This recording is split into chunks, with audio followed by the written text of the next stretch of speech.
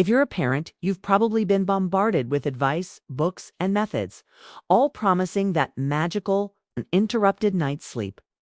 But here's the thing, not all sleep training advice is good advice. In fact, some popular methods can actually backfire, making sleep issues worse and leaving both you and your baby more frustrated than ever. The first backfiring method we need to talk about is rigidly scheduled feeding and sleeping. You've seen the charts, right? Baby wakes at 7 a.m., eats at 7:15, naps at 9 a.m. for exactly 45 minutes. It sounds like a dream of predictability. The idea is that if you get your baby on a strict schedule, their body clock will just sync up and they'll magically sleep through the night. But here's the problem. Babies aren't robots. Especially in the first 6 months, a baby's needs can change daily. They might be teething, feeling unwell, or just needing a little extra comfort, which can totally throw off any perfect schedule you've created. When we force a strict schedule, we risk ignoring our baby's actual hunger or sleep cues. For a baby, this can lead to them being overtired or overly hungry, which ironically makes it much harder for them to settle down and sleep. They might cry more, become more frantic, and you end up in a cycle of stress. You're trying to force a schedule, and they're trying to tell you what they need. This disconnect creates tension and can damage that beautiful, intuitive connection you're building with your child. A baby who feels their needs are consistently ignored is NT.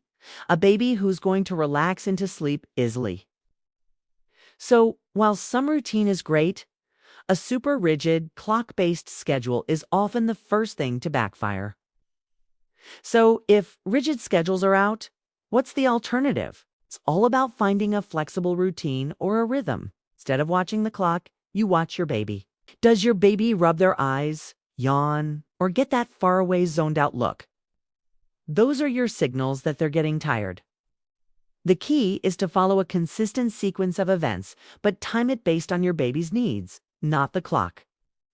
For example, a great rhythm could be eat, play, sleep. When your baby wakes up, you feed them. After they're full and happy, you have some awake time, tummy time, singing songs, looking at a book. Then, when you start seeing those sleepy cues, you begin your nap time routine. This approach ensures your baby is well fed and not associating eating with falling asleep, and it respects their natural sleep windows. This way, you're working with your baby, not against them, building trust and making sleep a more peaceful process for everyone. The second method that can seriously backfire is ignoring your parental instincts. Have you ever read a piece of advice that just felt wrong? Maybe a book told you to let your baby cry for a set amount of time, but every fiber of your being was screaming to go and comfort them. That gut feeling, that intuition, is a powerful and important tool. The problem with many one-size-fits-all sleep training methods is that they ask you to suppress that instinct. When you go against your gut, it creates a huge amount of internal conflict and anxiety. You're not just stressed about your baby crying. You're re-stressed because you're reacting in a way that feels contrary to your role as a loving, responsive parent. And guess what? Your baby can feel that stress. If you're anxious, tense, and uncertain, they're going to pick up on that, which can make it even harder for them to relax and feel safe enough to sleep. Constantly overriding your instincts can also erode your confidence as a parent. So, if a method makes you feel deeply uncomfortable, it's probably not the right method for you or your baby. So, what should you do instead of ignoring your instincts? You honor them, you tune into them. Your intuition is valuable data. It's your heart and your brain working together, processing all the little things you know about your unique child. If your gut tells you your baby's cry isn't just a protest cry but a genuine cry for help, listen to it.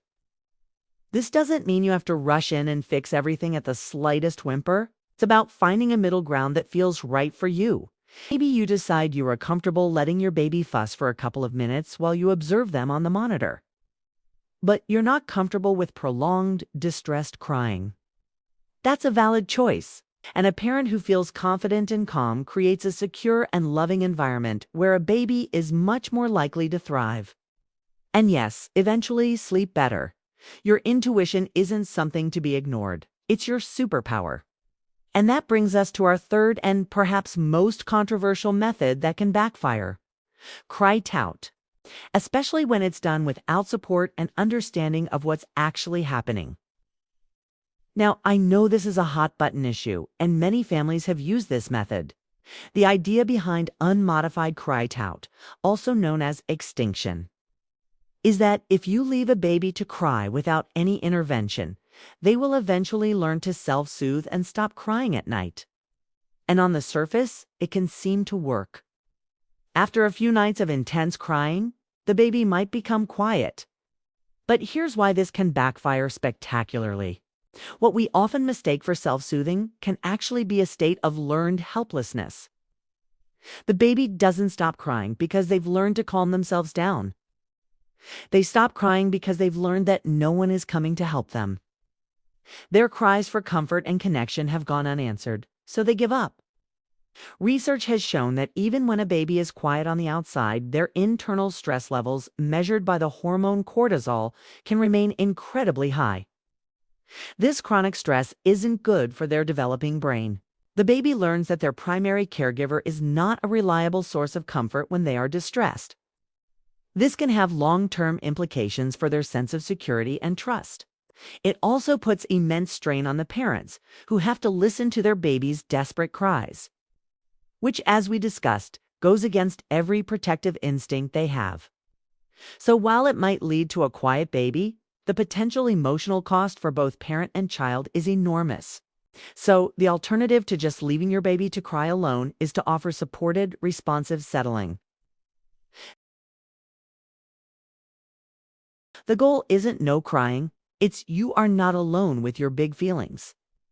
This could look like many different things. It might be the pick up, put down method, where you comfort your baby until they're calm and then place them back in the crib awake, repeating as necessary. It could be the chair method, where you sit by the crib offering verbal and physical reassurance and gradually move the chair further away over several nights.